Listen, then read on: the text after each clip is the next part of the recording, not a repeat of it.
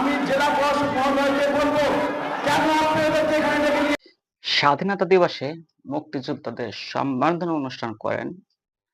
সেখানে মুক্তিযোদ্ধার ঘোষক জিয়াউর রহমান বলাই তীব্র প্রতিবাদ করেছে মুক্তিযোদ্ধারা। ডেকে নিয়ে এসেছেন? কেন ডেকে নিয়ে এসেছেন এদেরকে, যারা বাংলাদেশের মাটিতে 2000 লোককে হত্যা করেছে?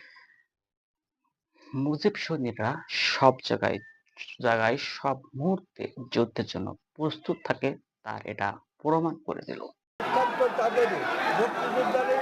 মুক্তিযোদ্ধাদের অনুষ্ঠান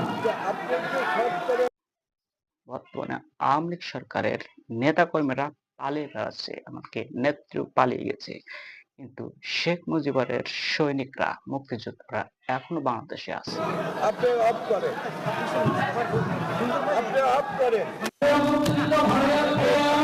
তাদের সামনে মুজিবকে অপমান করা, স্বাধীনতাকে অপমান করা কোনোভাবে সম্ভব নাই।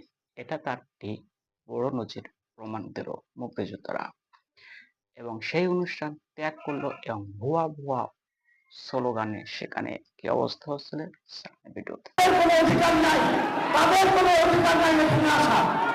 কেন প্লিজ আপনি এদেরকে দাঁত পেছন দেন, এদেরকে দাঁত পেছন দেন কেন?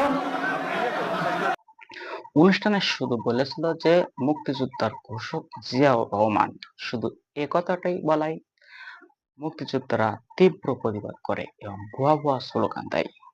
বক্তা সেখানে বলছিল এদেরকে কেন আনা হয়েছে, এরা বর্তমান বাংলাদেশের জন্য বিভিন্ন কথাবার্তা বলছিল, কিন্তু সেখানে দেখছেন কতগুলো মুক্তিযোদ্ধাদেরকে ডেকে এনে এভাবে অপমান করাটা এই বাংলাদেশের জন্য কতটা ঘৃণিত কাজ, সেটা আপনারা কমেন্ট বক্সে লিখতে পারেন। কারণ মুক্তিযোদ্ধারা যদি না থাকতো এই বাংলাদেশ কখনো স্বাধীন হতো না।